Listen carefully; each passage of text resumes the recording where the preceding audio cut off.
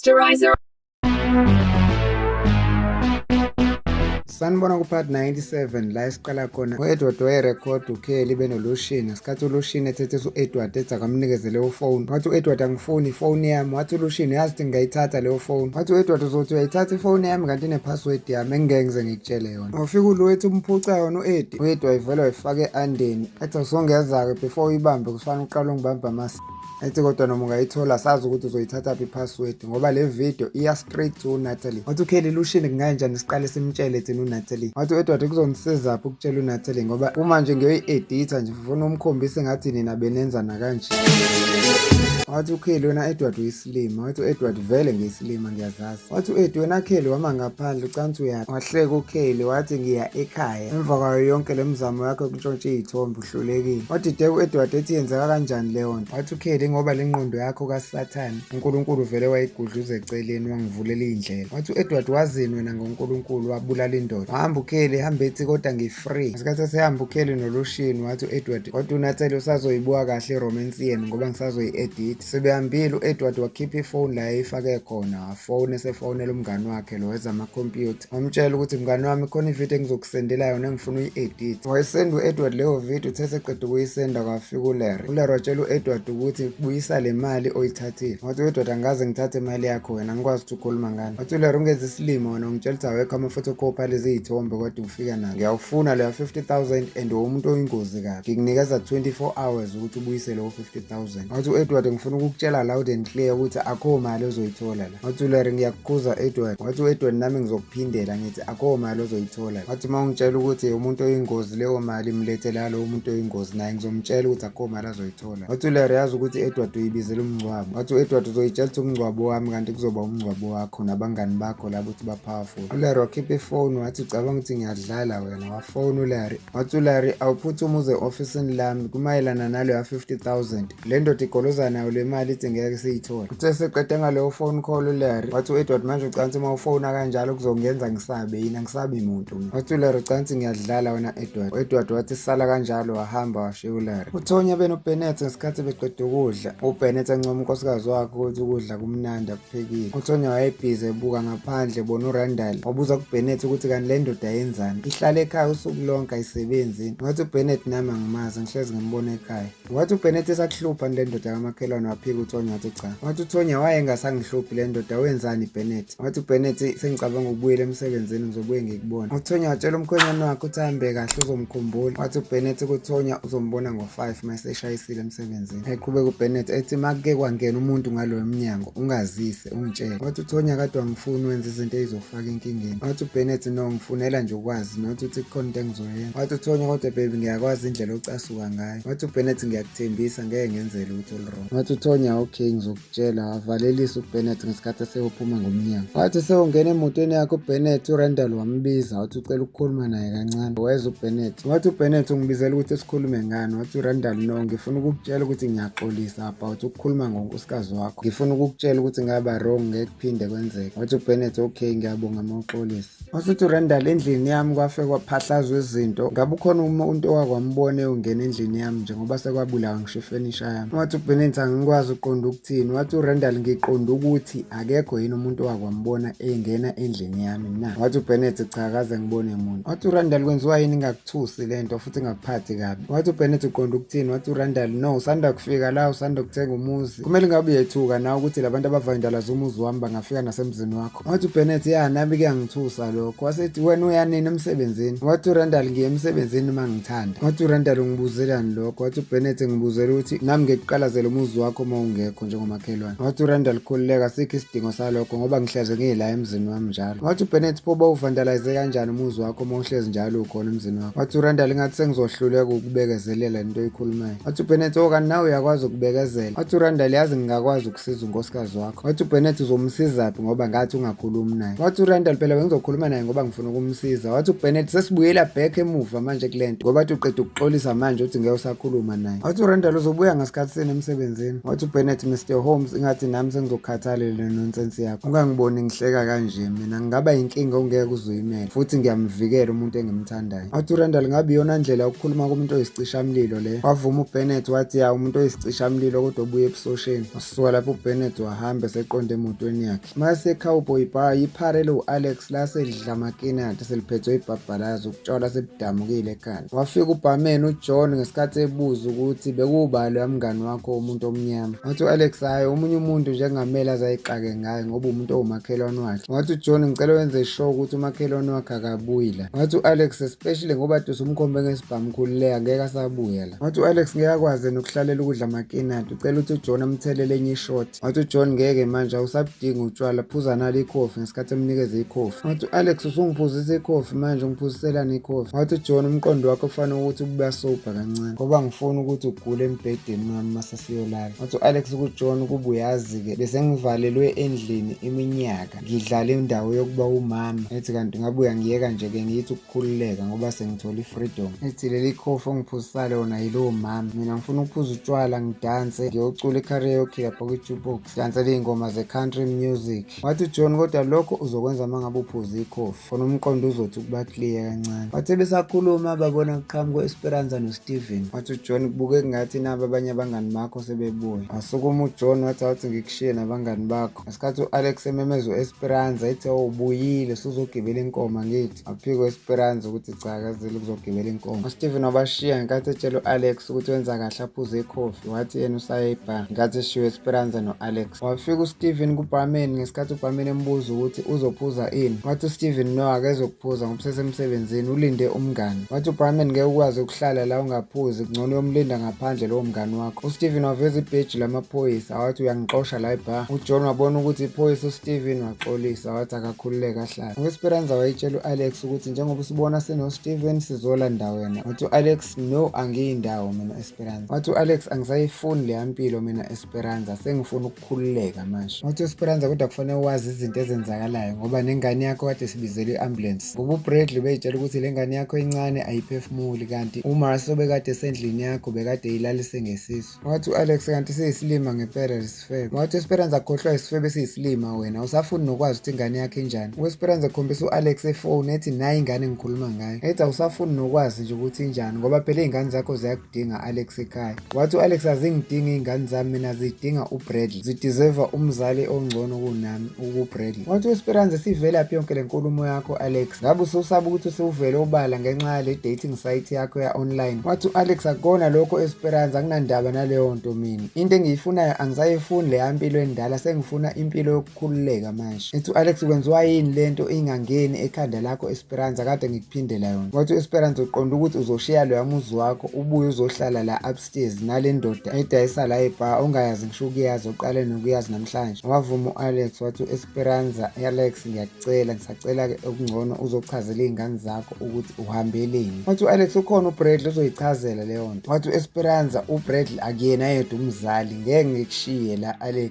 ngize ulanda wena. Wathi u-Alex okay kulungile Esperanza nawe uyathanda ukuzenza lecture. Wathi u-Esperanza noma ungangibiza ngani asisukume sambe manje. Wahamba u-Alex ngesikhathi esewutshela uJohn ukuthi uyabuya usawulanda iy'mpahla. Wathi uJohn uhambe kahle baby ngizokulinda uzongifica ngikulindile. Bahamba u-Alex no-Esperanza noSteven. Epolice station uBennett wafica uRick ngesikhathi uBennett etshela uRick ukuthi uzovula icala. Wabuza uRick ukuthi icala limayelana nani. Washo uBennett ukuthi uhlushwa umakhelwane wakhe uharasa unkosikazi wakhe. Wabuza uRick ukuthi umhlupha ndlelani. Washo uBennett ukuthi mangingekho ngisemsebenzini uyabuya azonokhela unkosikazi wami akhulume naye. uRick wabuza kuBennett ukuthi usuke wamtshela ukuthi akayeke. Wavuma uBennett wathi ngimtshelile nalokho akusiza akafuna ukuyeka. uRick wabuza kuBennett ukuthi umakhelwane wakhe uba igama lakhe. Washo uBennett ukuthi igama lakhe uRandall Holmes. Wathi uRick we kanti uRandall Holmes? Wathi uBennett uyamazi? Wathi uRick siyamazi sonke. Wathi uBennett into ayijwayele leyo. Wathi uRick cha kodwa ngifuna ukukutshela kona nje ukuthi awuyena umuntu wokuqala ocomplaina ngoRandall. Ukuhlupha kwakho uhlupha ngey'ndlela ey'ningi ey'hlukahlukene. Wathi uRick kodwa khululeka ngizokufayilela i-paperwork. Wasukuma uRick watshela uBennett ukuthi uyabuya wahlangana no-Edward. Wafika u-Edward wathi ngathi sengiyakubona wena. Ethi wagcina usivalile sasifebe umlomo ngesokisi. Wathi uBennett unkosikazi wami akusona isifebe futhi ngisoze ngamvala ngesokisi. Wathi u-Edward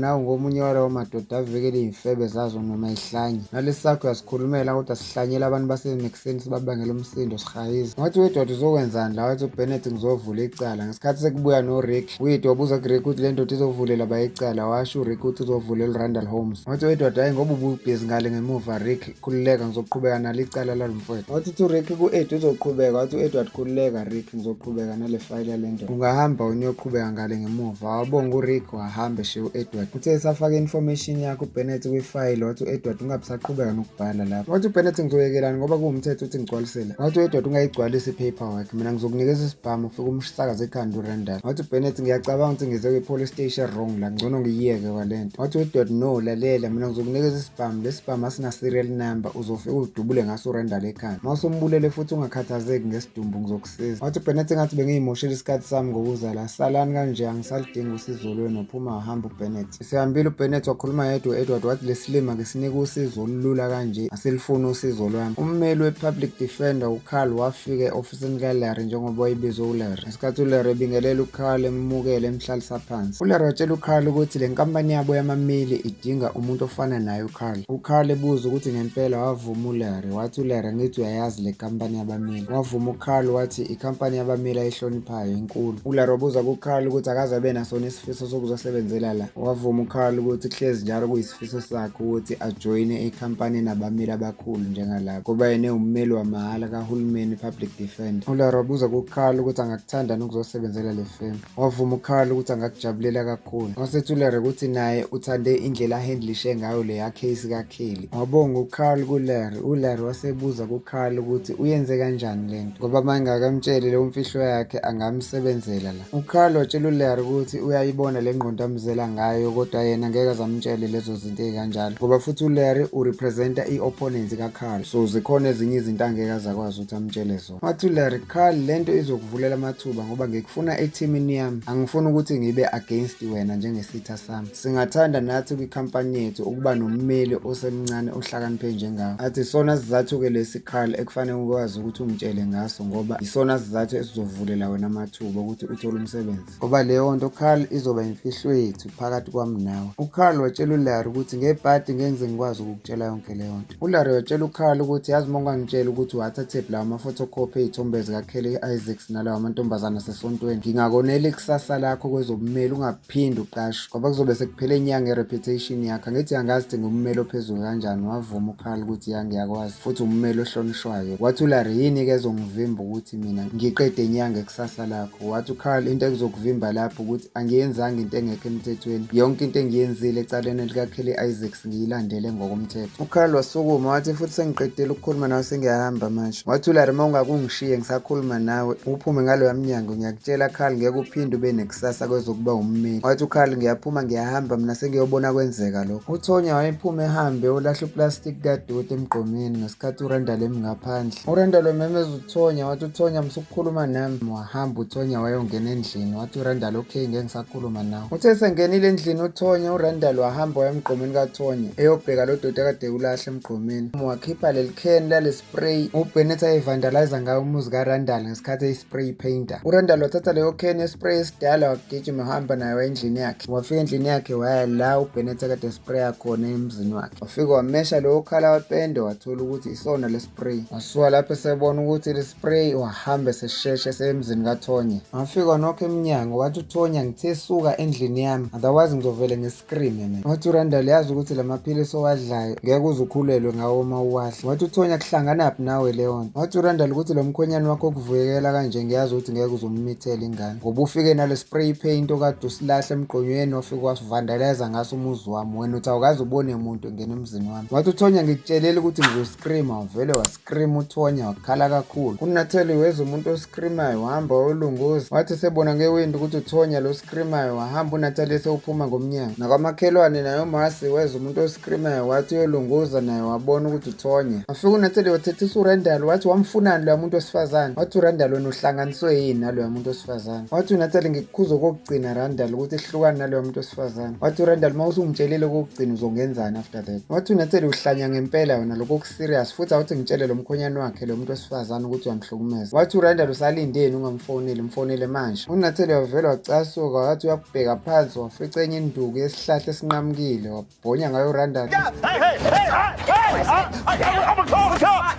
I'm call police on y'all. Natalie, get your ass out of here. Ngenkathi uRandall ekhala ngokuthi uzofonela amaphoyisa wathi uNatali akawafonela asuke lapho uNatali uRandall ngesikhathi ememeza ethi ngizowafonela manje wahamba uNatali eseya kuThonya wafika uNatali wanokha emzini kaThonya wathi uThonya hlukana nami wazisho uNatali ukuthi no yimina wavula uThonya emnyango waxolisa kuNatali uNatali wabuza kuThonya ukuthi uright yini wathi uThonya ya uright wathi uNatali ungavumeli le ndoda ikuhluphe okungcono ungathatha le yanduku esihlahla uvele umshaye ngayo wathi uThonya ngeke ngikwazi ukwenza lokho wathi uNatali ubize mina-ke ngikushayele yena wathi uThonya ngiyabonga nangokuthi ungangijaji wathi uNatali ngizokujaja uma kwenziwani wathi uThonya phela umkhwenyana wami wangitshela ukuthi wakutshela isimo sami ukuthi nginjani wathi uNatali ungayiphatheki kabi ngalokho sonke siney'nkinga zethu esibhekene nazo ithi wena nje into ekufanele ufocuse kuyona ukudla amaphilisi ngendlela wavuma uThonya wathi yavele ngenze njalo wathi uNatali uma ungifuna ngilapha kuloya muzi wabonga uThonya wavalilisa noNatali wahamba uMarcy wabona uNatali esebuya kwaThonya wazama ukuhambe umhlangabeze uMarcy waphumela ngaphandle seyobingelele uNatali embuza ukuthi kwenzakalani lapha wathi uNatali kungabuye kube ubani ngaphandle kaRandall wathi uMarcy usegijimisa loya muntu wesifazane ofikayo manje wavuma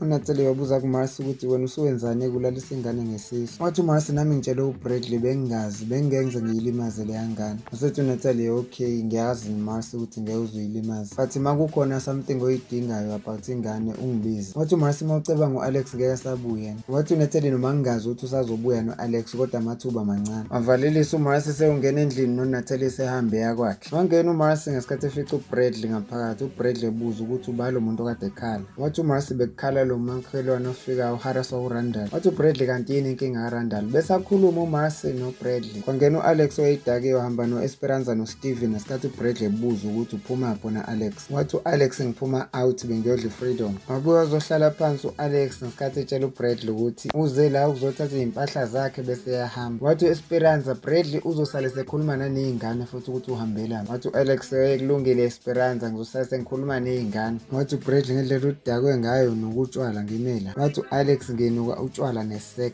wathi uAlex ngipakisheleni iy'mpahla zami ngeke ngingene ekamereni leni emva kwalokho ngeke ngiphinde nginibakezele isicefe ngizohamba wathi uBradley sengiyayithatha nendlu wathi uAlex vele ungahlala kule ndlu yakho ebhorayo wathi uBradley futhi ngizosayina i-custody yey'ngane zonke zontathu ukuthi zonke y'bhilonge kumina wathi uAlex into enhle kakhulu lo yenzayo usunginike inkululeko kakhulu asukuma uAlex wayidiyazela ehambe ekhabetheni uBradley mbuza ukuthi uyokwenzani lapho wathi uAlex ngiyawazi phela ugoloko engangiwushiyela ngesikhathi uEsperanza emkhuza uAlex ukuthi angaphuzi uAlex wahamba ufike wathatha isikhwama sakhe wathi yena yahamba la yathi yamvimba uEsperanza wathi uBradley myekeni ahambe uEsperanza emlandela ngenkathi uSteven ekhuza uEsperanza Alex yakaRandall wafike wanokha endlini kaRandall uRandall wayesajamele ilaptop wahamba ovula emnyango uSteven wafike wathatha uEsperanza wahamba naye emkhuza ethi akayeke uAlex kanje wathi uyavula uRandall ethi kwenzakalani uAlex wangena wathi ngifuna utshwala ovula emakhabetheni ethi ufuna ugoloko uAlex wabona lo mbhalo ubhale uBennett ngespray paint wahleka ngenkathi uRandall ethi wena usuhlanya ngempela uAlex wathela iSteve kugoloko kaRandall waphuza ngenkathi eseqeda ukuphuza wahamba kakuRandall wayemile wafike wamqaqa ibhloko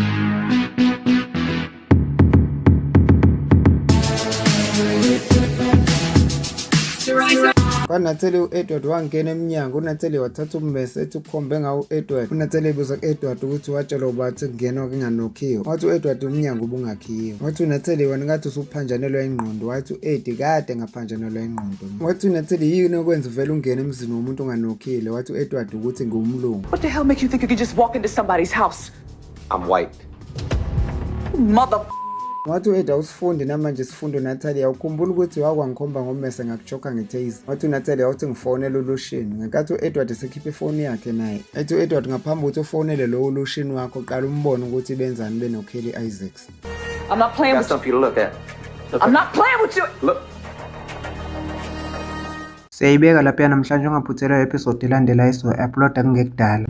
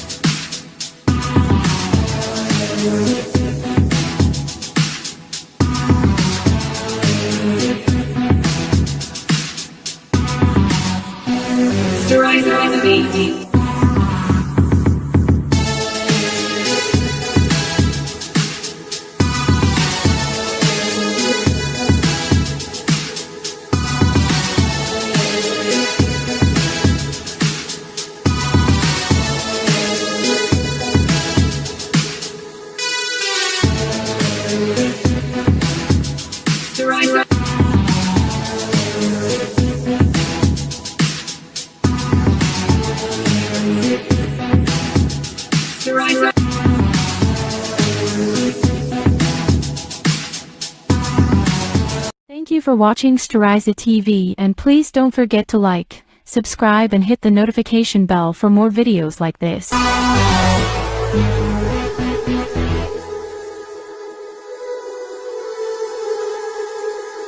Steriza TV.